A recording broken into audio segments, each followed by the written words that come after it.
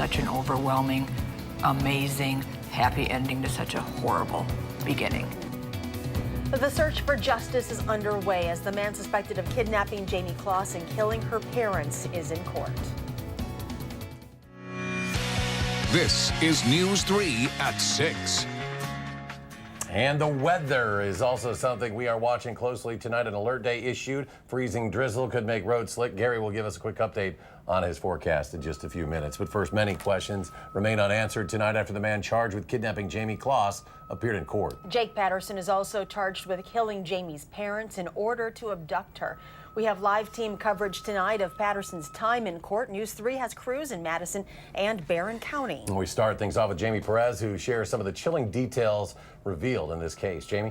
So many of the details in the criminal complaint are rather disturbing, so please listen with some discretion. The criminal complaint details how Jake Patterson shot James Kloss at the front door of their Barron home before finding Denise Kloss and Jamie hiding in a barricaded bathroom and hugging each other in the shower. Patterson detailed how he handed Denise Kloss duct tape to place on top of Jamie's mouth. Patterson then taped Jamie's hands and feet together and shot Denise in the head before taking Jamie out to his car and placing her in his trunk. Jamie recounts how she was kept under his bed, which Patterson had barricaded by weights and boxes. He threatened that bad things would happen to her if she tried to escape. Jamie details how she accidentally moved something one time and Patterson hit her on the back. She also noted how people would come by the home, but Patterson turned on the radio in his room so that she couldn't hear what was going on. One day when Patterson told her that he was leaving for a few hours, that Jamie was able to make her escape. Patterson made his first appearance in court this afternoon, where his bail is set at $5 million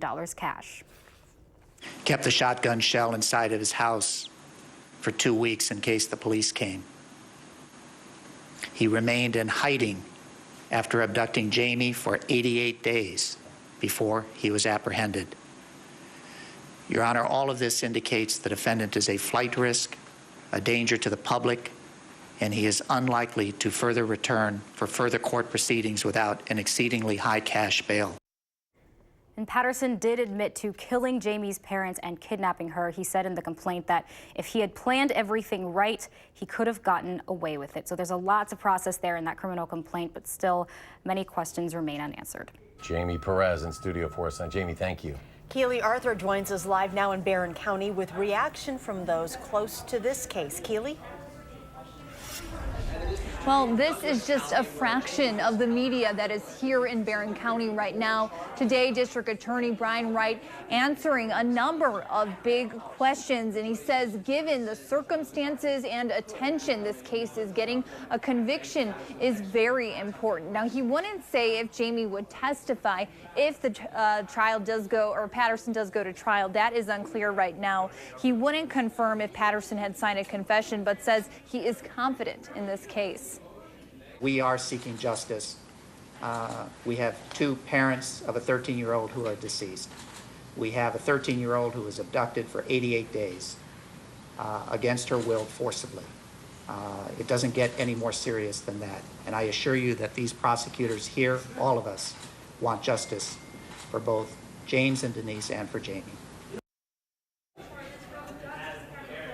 A number of Jamie's extended family helped fill the courtroom in Barron today. Now, there could be additional charges out of Douglas County, the county where Jamie was being held captive by Patterson. That depends really on what authorities find out there. We'll be sure to bring you those updates here and on channel3000.com. Keely Arthur reporting live in Barron County. Keely, thank you. And for the first time, we are hearing the call from the people who helped keep Jamie safe after she had escaped. Hi, I have a young lady at my house right now, and she says her name is Jamie Kloss. Okay, have you seen her photo, ma'am? Yes, it is her. I 100% think it is her. Are you, okay. 100%. Does it look like she's going to run? No, she's sitting down, she's relaxing. That was Kristen Kasinskis, the woman who called police when Jeannie Nutter was walking her dog and brought Jamie to the Kasinskis home. Jamie told her that Jake Patterson killed my parents and took me. Kasinskis says she doesn't really know Patterson, even though he lives just 3 doors down from her. She says she taught him middle school science, but only remembers that he was quiet. Some of Jamie's family got the chance to thank the woman she ran up to, Jeannie Nutter, and 3 members of the Kloss family were interviewed by CBS News this morning. This shows one of Jamie's aunts embracing and thanking Jeannie with a hug. The Kloss family says they want to know everything that happened to Jamie during her ordeal, but do not want to pressure her for any details. They also are so proud of her for being brave, making the decision to run. You all surprised by the strength, because we keep hearing her described as shy and quiet. I am. You are. I am. Yeah, the thing I wanted to express to her immediately, and we all do, is the pride we have in her for doing this, for getting out, for making it, for the power that she has. You know, I mean, that she took the power away from this man, that she did this. I mean, it's just incredible. I mean, the strength that this little girl has and the pride that we have in her for it, I mean, that's instantly what I thought. As for Jamie's current condition, her family says she is doing pretty well under the circumstances, and now that she is safe, they can all start the grieving process for her parents. To learn more about the plans that Patterson made, what sticks out for many is the randomness, which he chose Jamie as his target. Amanda Quintana explains how rare this type of kidnapping is. Amanda? Yes, well, most children and teens are abducted by someone they know, a family member or even an acquaintance. But Chief Fitzgerald has said what made this case so difficult was that authorities couldn't find any connection between Patterson and the Kloss family. He saw somebody that fit the picture he had in his head or some other desired quality and decided to act on that. We now know Jake Patterson didn't even know Jamie Kloss's name, but chose her as his target when he saw her get on the school bus. Stranger abductions, typically they're acting on some thought or fantasy or plan that they've developed in their own head, and not necessarily focused on any one particular victim. Linnea Burke, a clinical associate professor at UW-Madison, says these stereotypical kidnappings done by a complete stranger are rare, making up less than 1% of missing child cases. Most of these abductors are looking for a type of person. Statistically, that's girls ages 12 to 17, but it might not be an attractiveness or look they're after. Body language, or does that person appear to be socially isolated or vulnerable in some other way so that they would be a good target. But what makes someone go through with such an elaborate plan like the one Patterson is accused of carrying out? Burke says it's often the opportunity, possible abuse, poor social skills, and a different way of thinking. But that doesn't mean he has a diagnosable mental health problem. Whether or not he has a diagnosable condition, that generally doesn't have that much influence on this type of criminal behavior. As for Jamie, the resilience in victims like her is something being heavily studied by psychologists. So just because something bad or even overwhelming happens to you doesn't necessarily mean that you're going to have long-term trauma or dysfunction or problems. Burke says for victims of crimes like this who end up developing traumatic symptoms, younger people are often more responsive to therapy, so that can be some good news for someone like Jamie. Again, this kind of crime is rare, so the worry that your child can become a target on their way to school, that is really, really a low chance that that will happen.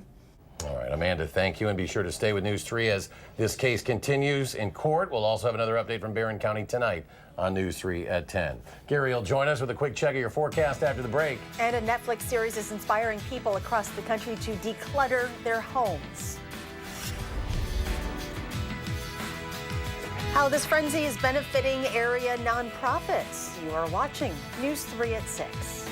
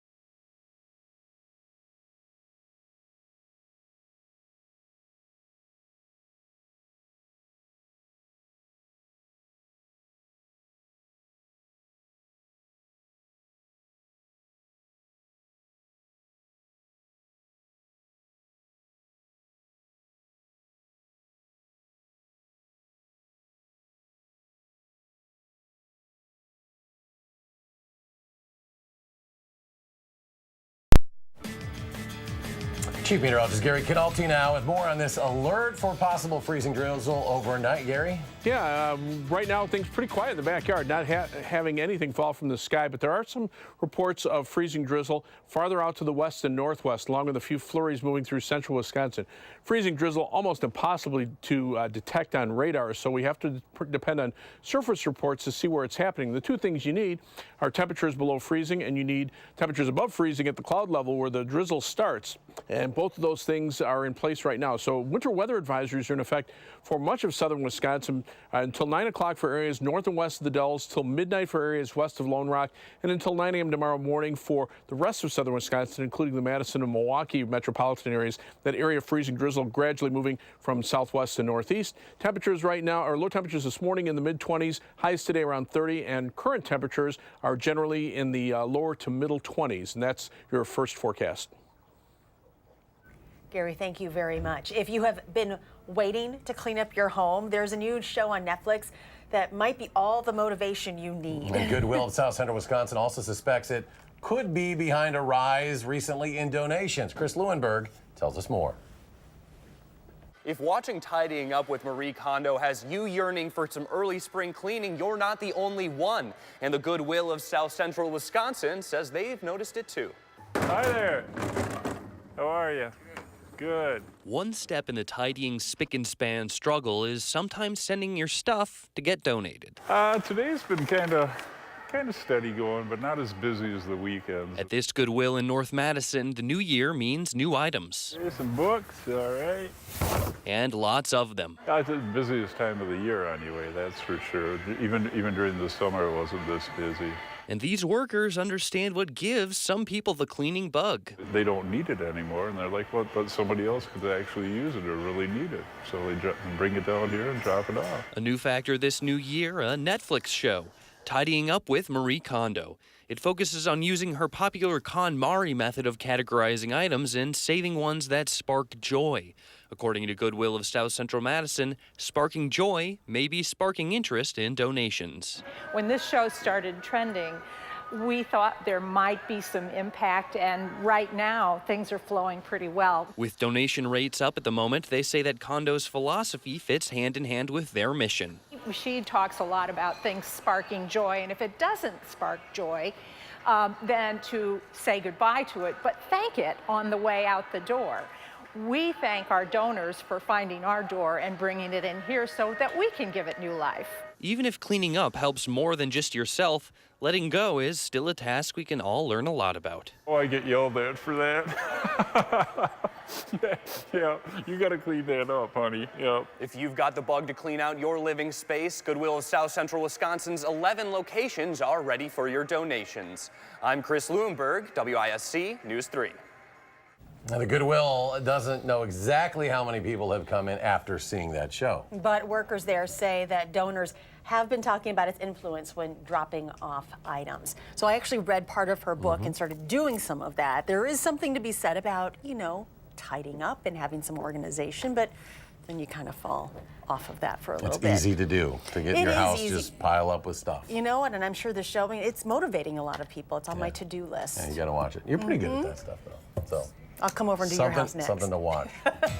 Well, you'll need to be careful on the roads tonight. You could see some freezing drizzle. Yeah, Gary will share more details on what we can expect in his first alert forecast. Stay with us.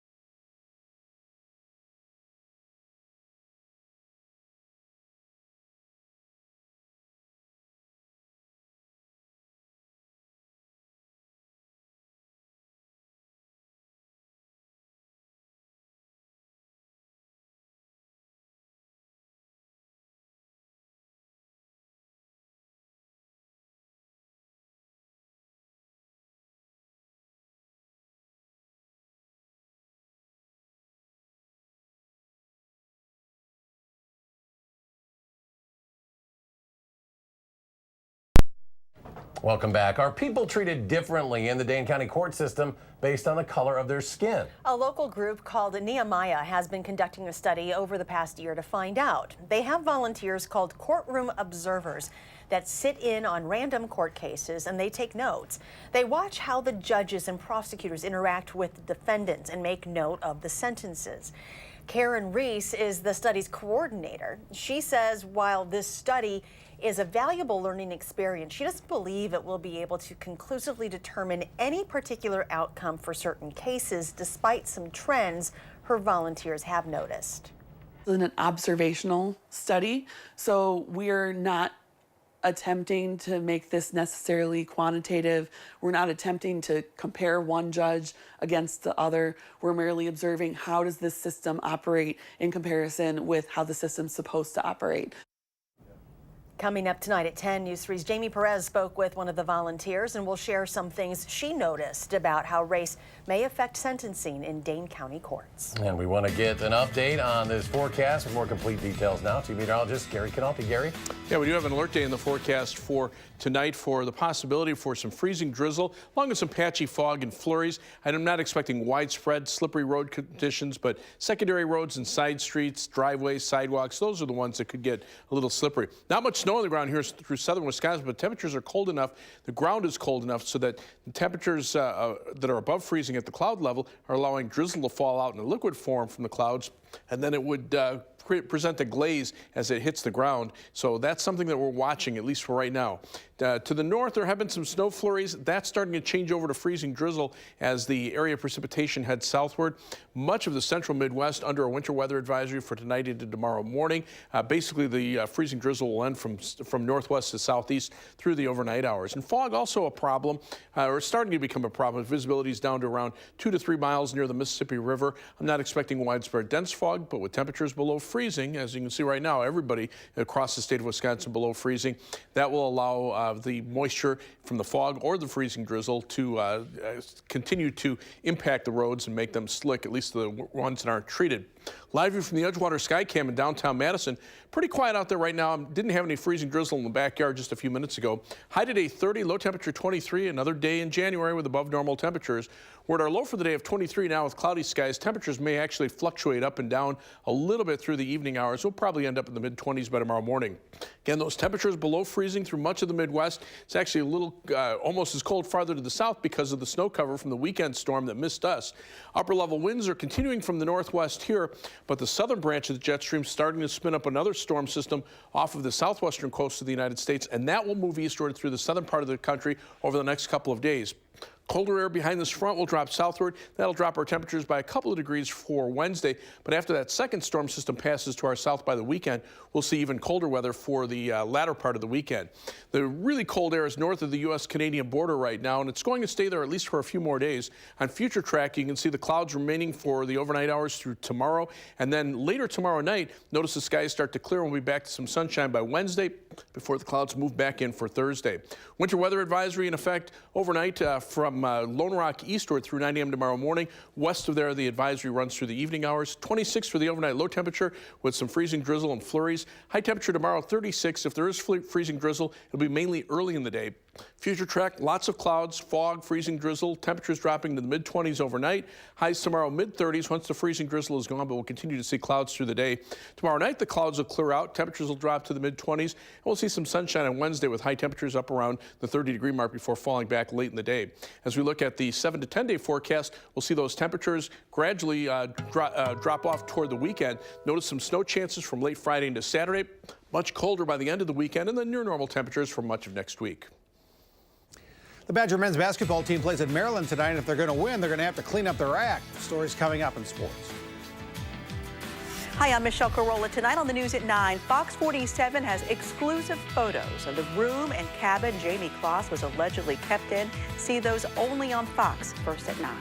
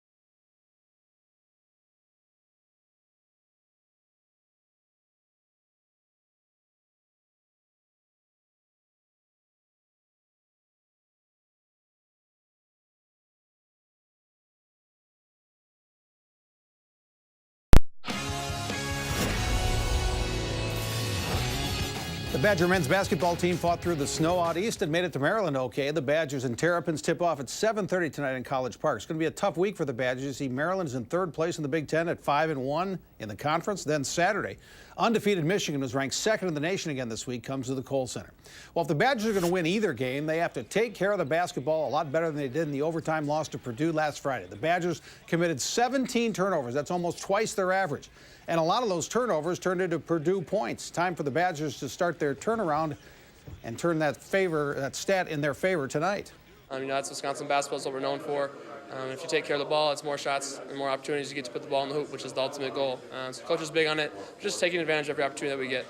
It's something that we learned last year. When you have a bad game, you got to bounce back. When you have a bad half or a bad play, you got to have that next play, next game mentality. It's something that we try to hold each other accountable for. It appears the Packers' new offensive coordinator will be Nathaniel Hackett. Hackett was fired as Jacksonville's offensive coordinator last November. He had been an offensive coordinator at Syracuse and the Buffalo Bills with Doug Marrone before that. The CBS network sent us this swell graphic, so we might as well use it. Sunday on Channel 3, it's the AFC Championship game with New England at Kansas City. Then less than 3 weeks from now, Super Bowl Sunday. That's Super Bowl 53 in Atlanta, kickoff just after 5:30 on Sunday, February 3rd on Channel 3. Big news in the NFL and Major League Baseball. Kyler Murray has put his name into the NFL draft but could still play baseball with the Oakland A's. The A's drafted Murray, gave him a contract with a $4.7 million signing bonus, but after winning the Heisman Trophy and being a likely top NFL draft pick, Murray is considering all of his options. He has 72 hours to pull his name out of the NFL draft if he can get more money out of the Oakland A's to play baseball instead. It's doubleheader week on the Game of the Week. Thursday night, we'll have boys hockey on channel3000.com. Edgewood and Sun Prairie face off 7:45 at Sun Prairie Ice Arena. Then Friday night, it's boys basketball in the Big 8. Madison Memorial at La Follette, 7:15 Friday night. Two great games. You can watch them both live on channel3000.com Thursday and Friday nights. And here's something for the golfer who has everything. They don't have these, I'll bet. Nike is set to release its new Air Max 1 golf sneakers called Grass. Yeah, that's shaggy golf shoes that are supposed to look like the rough with laces modeled after the fairways. New shoes expected to run you $140, and they haven't announced a release date yet. That's actually kind of cool looking. All right. Well, I don't golf, but I don't golf, so I'm, I thought it was a joke at first, but apparently they're going to sell them. Well, a lot of people All right, end up in the rough. that's great. Oh, they'll sell one pair then. That's good. Hopefully they won't cause you to slip in the icy conditions. Winter weather advisories in effect until 9 a.m. for much of our viewing area west of Platteville to Lone Rock to Wisconsin Dells. Those advisories mainly for this evening. Temperatures right now are below freezing, and there are some areas of fog forming too. Visibility's down to a couple miles to the west. Gary, thanks. And thanks for joining us for News 3 at 6. Enjoy your evening, stay safe, and we'll see you back here at 10.